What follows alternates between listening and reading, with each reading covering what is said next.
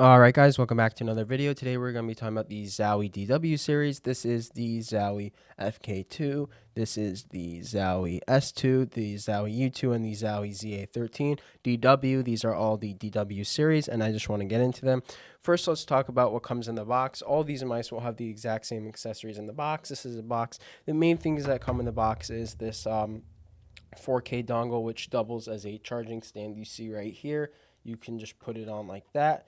And then let's talk about some of the other things. You will get 2 extra skates. I have not tried the black pair of skates on any of the mice. I'm assuming they're control skates, and I'll get into why I didn't even want to bother to try these later. You will also get a travel 1K dongle, which you can use as well, and a standard nice quality black USB-C cable. Let's get into the specs of the mice though. So each of these mice is equipped with a POF 3950. Max polling rate is 4K. I did most of my testing on 2K, and max DPI is 3200. The reason why max DPI is only 3200 is so that you can control it on board on the mouse, which I think is fine because 99% of people are using 800, 1600, or like 20 something hundred. So again, there is no software, web software for this mouse. It's all on board with these 2 buttons, the DPI and polling rate button. In terms of stock skates, so I did 90% of my testing with stock skates. I did change the skates on the ZA13. So in terms of these skates, I'd say on a pad like this, they're going to be pretty muddy. On glass pads, these stock skates are completely fine. Again, they will feel a little slow, especially on the y-axis, but on cloth pads, these are definitely going to feel a bit muddy. On speed cloth pads, these are definitely usable. You don't have to rush to swap them out, but they are not the best. And on balance and control pads, they're going to be relatively slow. So again, I'd probably recommend, if you're going to main one of these mice and you want to be able to use it on a variety of pads or just slower pads to have a smooth gliding experience, I'd recommend using other skates.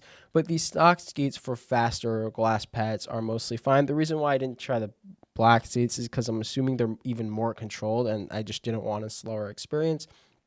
But yeah, in terms of coding, so these mice all have the same coding. So obviously you can see there's already fingerprints on all these mice, but I'd say the coding is pretty grippy and good. I actually prefer the coding to Vaxee's coding. Vaxee's coding feels more smooth yet grippy, but also slippery at the same time, if I can explain it. Like, I didn't need to use grips on the Zowie mice, but I did on this Vaxee mouse. So what I would say is, even if you get sweaty, you're not going to get as sweaty on this mouse. It definitely has the grip. It definitely feels pretty solid. I wouldn't say if you're in humid condition, it's going to be super sweaty, but this is definitely one of the better black coatings. In terms of battery life, so I've been testing all these 4 mice over a period of 2 weeks, so I haven't really been able to drain the battery much since I've been testing 4 mice at once.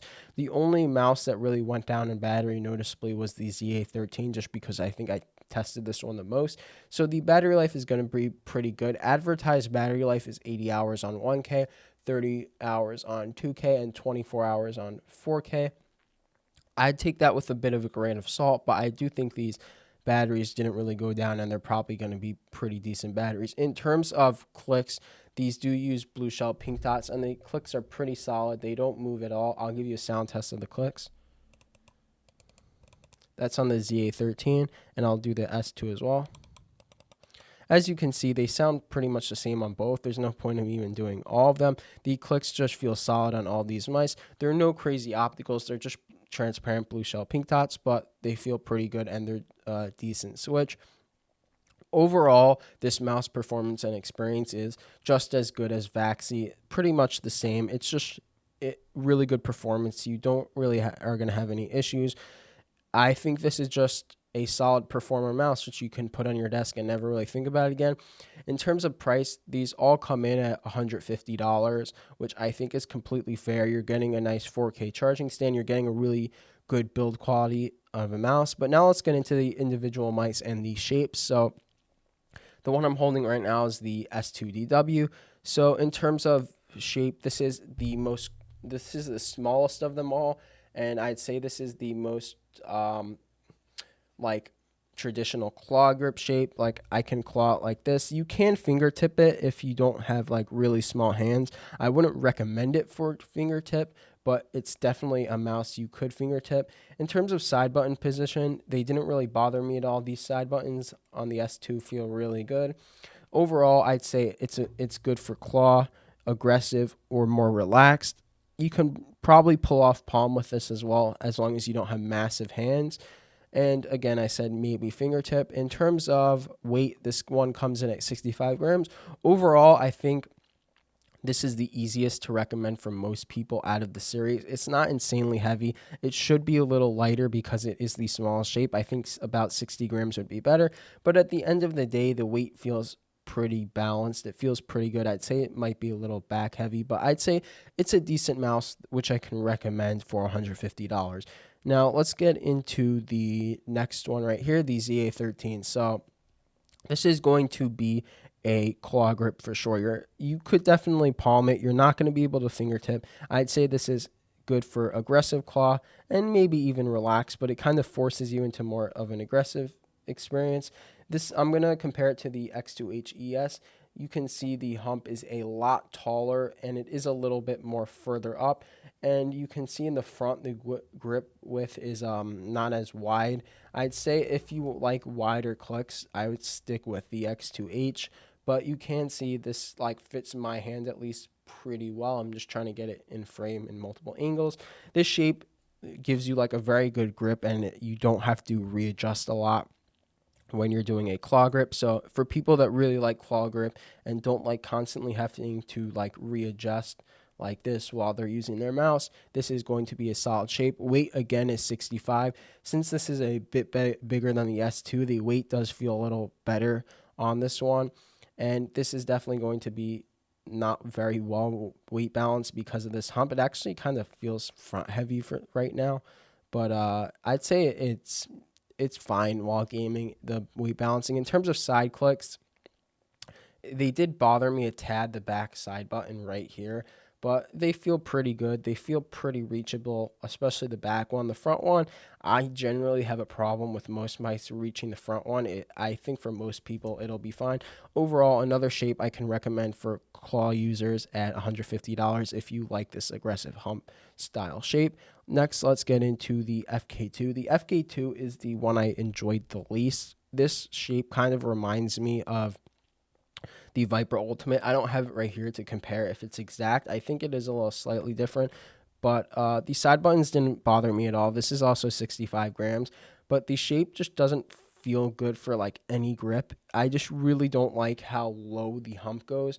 It just really bothers my contact right here. Maybe if you have like big hands, you could definitely probably pull off fingertip on this, but like what's the point of buying a mouse this long and this big for fingertip?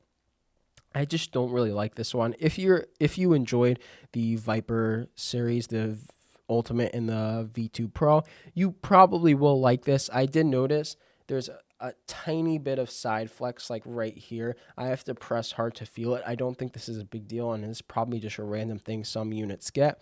But overall, again, I wouldn't recommend this to most people. I just don't like this shape. I think the other shapes are way better suited. But if you're a Viper Ultimate enjoyer, this mouse feels pretty good. Everything about it, click, scroll wheel, side clicks feel good. But again, the shape's not great. So if you don't love this shape, you never try this shape. Just stay away from it, honestly.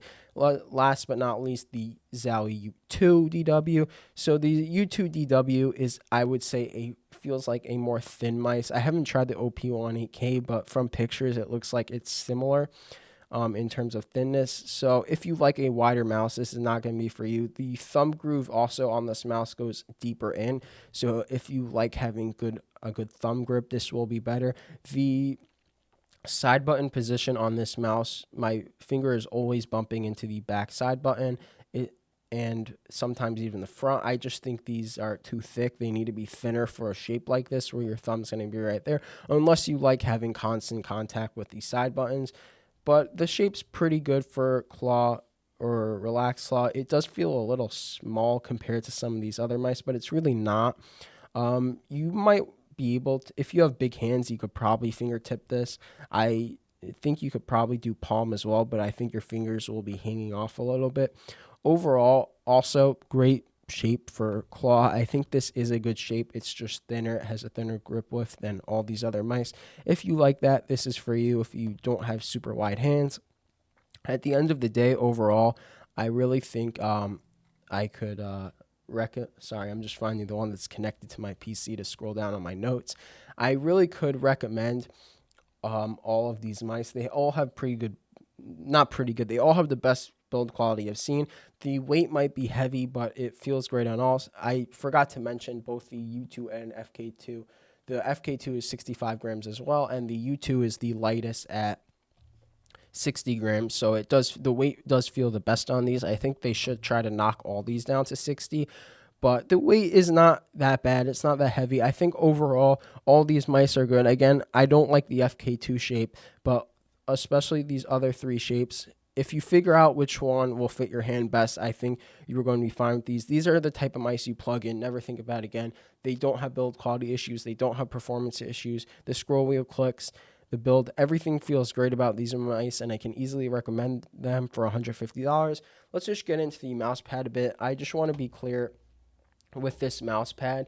I did not do much testing on. I only used it for like 2 sessions. I probably have like 2 hours on here, and this mouse isn't for me. That's why I didn't use it much, but it's the GTR mouse pad. It is $35. The size is 470 x 390 millimeters. It is 3.5 millimeters thick. On the box they sent me, this didn't say whether this was firm or soft, but you can push into it, so I'm assuming this is the soft one. It does have stitch edges, which are not uncomfortable at all, and the base is this softer, high-density rubber base is what it said. This is one of the best bases I've actually tried on a cloth pad. It's pretty solid base. The surface is going to be pretty slow. This is a control pad, and it's soft, so this just wasn't suited for me for COD, but if you play Valorant or CS, this might be suited for you. If this mouse pad does look interesting, I would go look for a review on it if you're a TAC FPS player. But if you're like an Apex COD player, I'd stay away from this pad. I'm just including this in the review for anyone that doesn't know that it exists that might get interested on it. But overall, again, if you play TAC shooters, I can definitely recommend looking into this pad just because it's pretty high quality, it has good stitching and a good base, but I'm just not going to recommend it because it wasn't for me and I didn't do enough testing on it. But that's pretty much it. I just want to say Zowie did send all this stuff out for me. It doesn't change my opinions. These Zawi DW mice are all great. They're all pretty much perfect except for the side flex on the FK2, and some of the side button positions aren't great, but otherwise great mice. They could each use a 5-gram deduction, but that's pretty much it. If you like these mouse, I can completely recommend it, and thank you for watching.